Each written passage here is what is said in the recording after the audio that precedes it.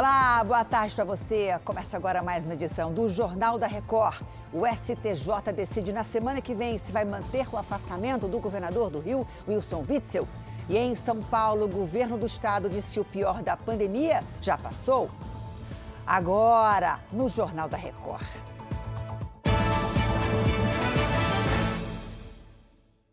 Oferecimento Bradesco. Crédito com até 6 anos para pagar.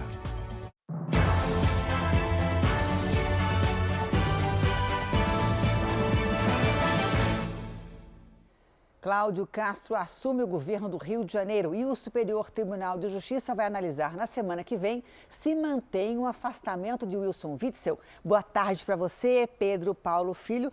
Essa análise é um procedimento padrão, né? Sim, Janine, boa tarde para você, boa tarde a todos. Isso porque o governador tem foro privilegiado. Normalmente, essa decisão já é tomada em grupo, mas o relator do caso, o ministro Benedito Gonçalves, entendeu que o tema era urgente e decidiu pelo afastamento imediato do governador.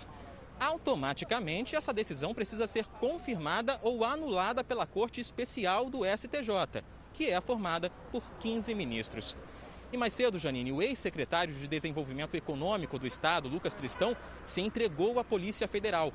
Com isso, já são 9 presos hoje nessa operação que investiga corrupção na saúde do Rio de Janeiro. Janine. Obrigada, Pedro Paulo. Uma comissão de vereadores decidiu manter o processo de impeachment do prefeito de Porto Alegre, Nelson Marquesan. Boa tarde para você, Luiz Ibaini. Como é que foi a votação? Oi, Janine, boa tarde para você. Por 2-1, o processo continua.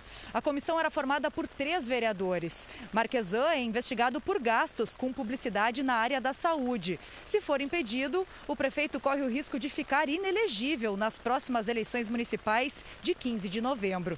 Ele protocolou na segunda-feira a defesa no processo. Janine. Luiz, se abriga da chuva, tô vendo que tá chovendo muito aí. Bom trabalho para você. A prorrogação do auxílio emergencial e o Renda Brasil foram um assunto de hoje de uma reunião no Palácio do Planalto. Vamos a Brasília com a Lívia Veiga. Oi, Lívia, boa tarde para você. Algo ficou decidido?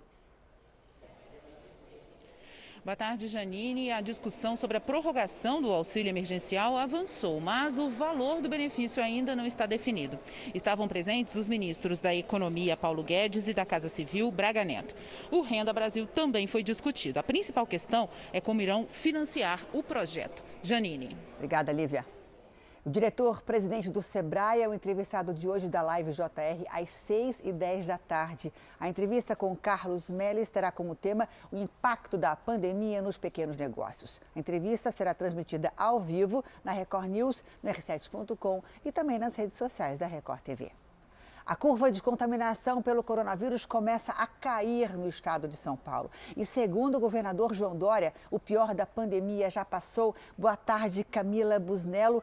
Há tendência também de queda nas mortes. Que notícia boa.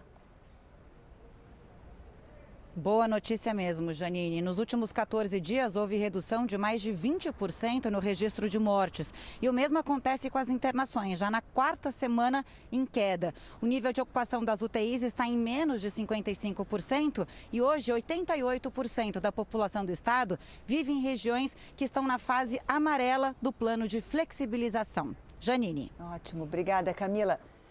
Depois de uma semana de trégua, o Pantanal voltou a queimar em Mato Grosso do Sul, na região conhecida como Nabileque. Boa tarde para você, William Franco. Como é que está a situação aí?